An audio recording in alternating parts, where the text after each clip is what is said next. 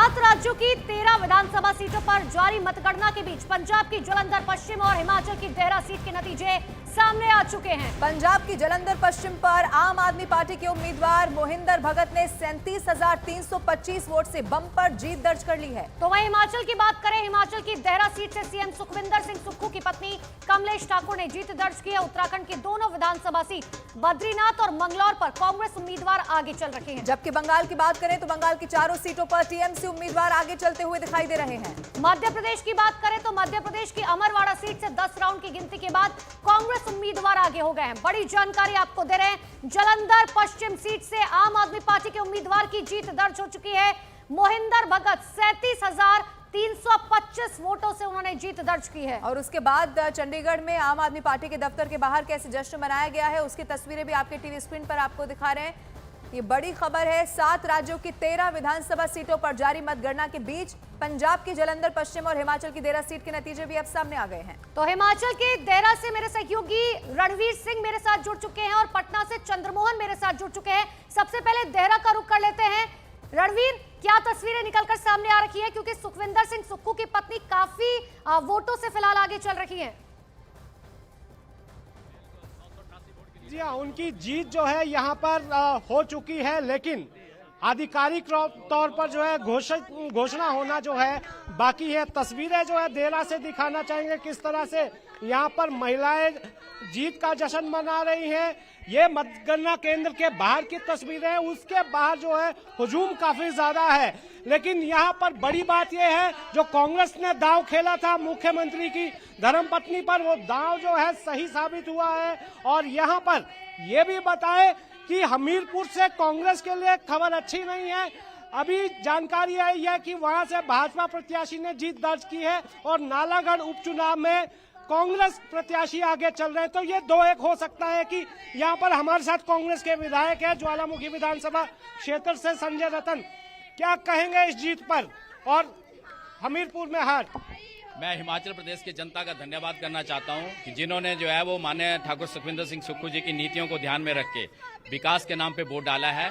उन्होंने एक तो जो है वो हिमाचल प्रदेश में जो भारतीय जनता पार्टी ने जो असफल प्रयास लोकतांत्रिक चुनी हुई सरकार को तोड़ने का किया था, उसको जो है वो हिमाचल की जनता जो है वो सहन नहीं किया। उन्होंने जो है वो एक तो ये कहा कि हिमाचल में देवतुल्य लोग रहते हैं, देवताओं की भूमि है, इसमें जो है वो ऐसे उच्छेद कंडे नहीं चल सकते। अनुराग ठाकुर ने भी यहाँ पर पूरी ताकत लगाई थी, हमीरपुर तो उनका घर ही है। पूरे हिमाचल प्रदेश में पहले जो 6 चुनाव हुए उसमें भी भारतीय जनता पार्टी ने पूरी ताकत लगाई थी, उसमें से हमने 4 जीते थे। और आज भी 3 चुनाव में भारतीय जनता पार्टी ने जो है तीनों के तीनों चुनाव क्षेत्र में पूरी ताकत लगाई थी, उसमें से भी हमने 2 जो है वो जीत लिए हैं। और तीसरा जो है देखिए 19-21 कई बार हो जाता है, कई बार जो है वो लोकतांत्रिक प्रक्रिया में जो है वो मतदाता जो है वो कई बार निर्णय जो है वो सही नहीं भी लेते हैं, तो उसमें जो है वो हमारे वर्करों को हताश होने की आवश्यकता नहीं है। भविष्य में हम उस सीट को भी जीतेंगे। देखिए यहाँ पर ये कह रहे हैं कि जो एक सीट पर हार हुई है कांग्रेस की, 3 उपचुनाव हिमाचल में हुए जिनमें से 2 पर राहत बड़ी खबर कांग्रेस के लिए है, लेकिन आधिकारिक तौर पे जो है जीत की घोषणा नहीं हुई है। यहाँ तस्वीरें आपको दिखाना चाहेंगे, जो मतगणना केंद्र है यहाँ पर मुख्यमंत्री सुखविंदर सिंह सुक्खू की पत्नी जो है वो यहाँ पहुंच चुकी है। जैसे ही यहाँ पर आधिकारिक तौर पर उनकी जीत की घोषणा होगी, उसके बाद जो है वो सर्टिफिकेट यहाँ पर लेंगे। यहाँ महिलाओं की तस्वीरें दिखाना चाहेंगे, मुख्यमंत्री की बहन भी यहाँ पर हमें नजर आ रही है। और ये पहला मौका है हिमाचल में जब मुख्यमंत्री भी उसी सदन में बैठेंगे और उनकी धर्मपत्नी भी। और आपको ये भी बता दें, ये देहरा जो है मुख्यमंत्री का ससुराल है, तो पड़ोस में जो है उनका घर है। क्या कहेंगे? मुख्यमंत्री की बहन हमारे साथ है, बधाई आपको। पहले तो हम सब मीडिया वालों को बहुत सी बधाई देते हैं जिन्होंने अच्छी कवरेज की है। और जो अभी आप लेटेस्ट न्यूज़ दे रहे हैं कि हमें भी अभी मतलब आधिकारिक तौर पे रिजल्ट नहीं आया, लेकिन भाभी जी ने काफ़ी लीड ले रखी है।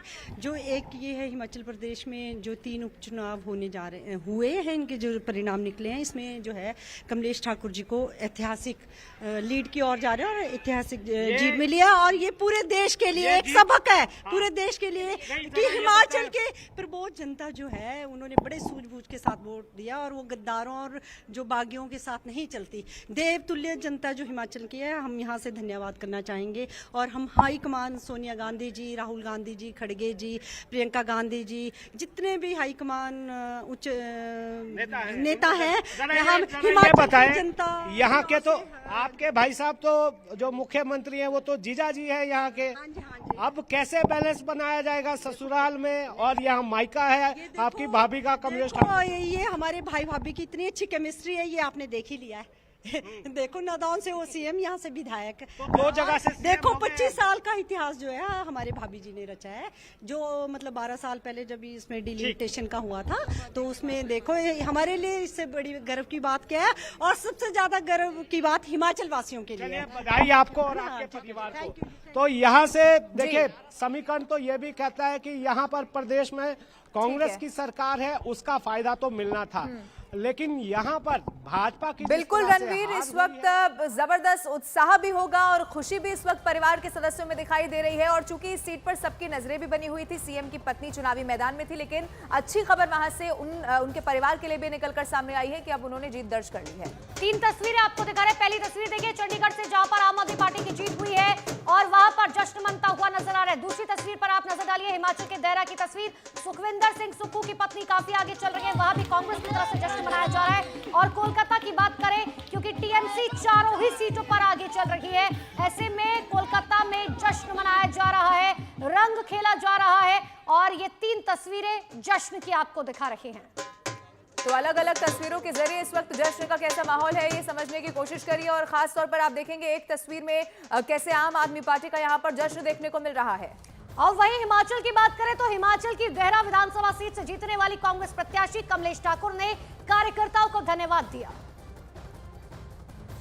मेरी पब्लिक में जिन्होंने दिन रात काम किया नीचे और मेरा कंधे से कंधा मिला के इस तपती धूप में साथ दिया है, मैं उनकी दिल से बहुत बहुत धन्यवाद। शगुन ले रही हूँ जी, मैं अभी तो मोड़ूंगी, मैं भी धीरे धीरे देखूंगी ना कितना शगन आया। जितना शगन आपको डाला गया आप उससे 4 गुना सारी जीत का श्रेय अपने भाई बहनों को, और जिन्होंने मेरी पब्लिक ने और पार्टी मेंबर्स ने सबने दिन रात साथ। और मुझे खुशी है कि हिमाचल की जनता ने जनबल का साथ दिया और धनबल की पराजय हुई। देहरा विधानसभा क्षेत्र से 25 साल से हम कांग्रेस पार्टी वहाँ चुनाव नहीं जीत पा रही थी। पार्टी प्रत्याशी ने कमलेश ठाकुर को वहाँ से टिकट दिया और हाई कमांड ने जो सर्वे करवाया उसके आधार पर वो टिकट दिया गया, वहाँ हमारी जीत हुई है। नालागढ़ में आज़ाद प्रत्याशी थे और वहाँ भी हमारी अभी अंतिम काउंटिंग का दौर चल रहा है, वहाँ भी हमारी जीत सुनिश्चित है। हमीरपुर विधानसभा क्षेत्र में जो अंतिम अभी परिणाम में हम थोड़े पिछड़े हुए हैं, तो हम कह सकते हैं निश्चित तौर पर कि कांग्रेस पार्टी की जो 11 दिसंबर 2022 को सरकार बनी थी, उस समय 40 सीटें थी, वो 40 की 40 सीटें अभी कांग्रेस के पक्ष में आई है। और मैं दावे के साथ कह सकता हूँ ये जनता की जीत है, भगवान के आशीर्वाद से, देवी देवताओं के आशीर्वाद से। जिस प्रकार का राजनीतिक षड्यंत्र जनता की सरकार को गिराने के लिए किया गया, 16 महीने से हमने जनता के हित में कार्य किए, और जिस प्रकार की राजनीतिक षड्यंत्र का जवाब हिमाचल की जनता ने दिया है वो आपके सामने है। निश्चित तौर पर ये लोकतंत्र होता है, इसमें मतदाता वोट डालकर अपनी भावनाओं का प्रकट करता है और मतदाताओं ने अपनी भावनाओं का प्रकट किया। कुछ जगह एक विधानसभा क्षेत्र में कहीं ना कहीं रणनीति मतदाता ने वोट तो बहुत अधिक डाला है, बहुत कम वोटों से हम हमीरपुर में अभी पिछड़े हैं। फाइनल आउटकम पर ही मैं उसके बारे में कह सकता हूँ, लेकिन 2 सीटों पर हम कंफर्टेबल लीड हमने बनाई है। और मैं हिमाचल की जनता का, आम लोगों का, किसानों का, महिलाओं का, युवाओं का बहुत बहुत धन्यवाद करना चाहता हूँ कि जिस प्रकार की राजनीति की शुरुआत भारतीय जनता पार्टी ने की थी, खरीदो फरोख्त की राजनीति की शुरुआत भारतीय जनता पार्टी ने की थी, 28 फरवरी से जो प्रदेश में अनिश्चितता का माहौल चल रहा था और पूर्व मुख्यमंत्री जयराम ठाकुर जी बार बार कह रहे थे कि 4 जून को 2 सरकारें बनेंगी और अभी भी जनता को ठग रहे थे। तो अलग अलग जगहों पर जहां पर उपचुनाव हुआ नतीजे आने शुरू हो चुके हैं, लेकिन बिहार पर भी सबकी नजरें थी। रुपौली सीट जहां पर बीमा भारती ने शायद इस तरह की उम्मीद नहीं की थी जैसे रुझान अब सामने आ रहे हैं। पटना से इस वक्त चंद्रमोहन लाइव हमारे साथ मौजूद हैं।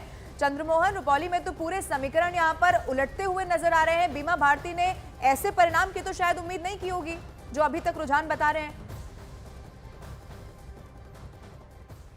बिल्कुल, जो रुझानों में दिख रहा है वो साफ तौर पर दिखा रहा है कि बीमा भारती अब यहां से अपना सीट खोती हुई दिख रही हैं और शंकर सिंह जो निर्दलीय वहां से उम्मीदवार हैं रुपौली से, वो अभी 1036 वोटों से आगे चल रहे हैं, जबकि कलाधर मंडल उनसे 1036 वोटों से पीछे चल रहे हैं। हालांकि जो दिलचस्प लड़ाई है वो सिर्फ शंकर सिंह और कलाधर मंडल के बीच में है। बीमा भारती काफी पीछे छूट चुकी हैं। यही बीमा भारती जेडीयू के टिकट से वहां पर पहले विधायक हुआ करती थी, लेकिन लोकसभा का चुनाव लड़ने के लिए उन्होंने जेडीयू छोड़ा, वहां से इस्तीफा दी और उसके बाद आरजेडी से लोकसभा चुनाव लड़ी, जीत नहीं पाई और एक बार फिर से वो विधानसभा का टिकट, आरजेडी के टिकट पर चुनाव लड़ रही थी, विधानसभा का चुनाव। लेकिन कहीं ना कहीं उनके लिए अभी जो रुझान में दिख रहा है वो ठीक नतीजे नहीं दिख रहे हैं और बीमा भारती का कहीं ना कहीं राजनीतिक कद जो है वो कम होते हुए दिख रहा है। सबसे बड़ी बात यह है कि जिस रुपौली में आज चुनाव काउंटिंग हो रहा है वहाँ का शंकर सिंह जो है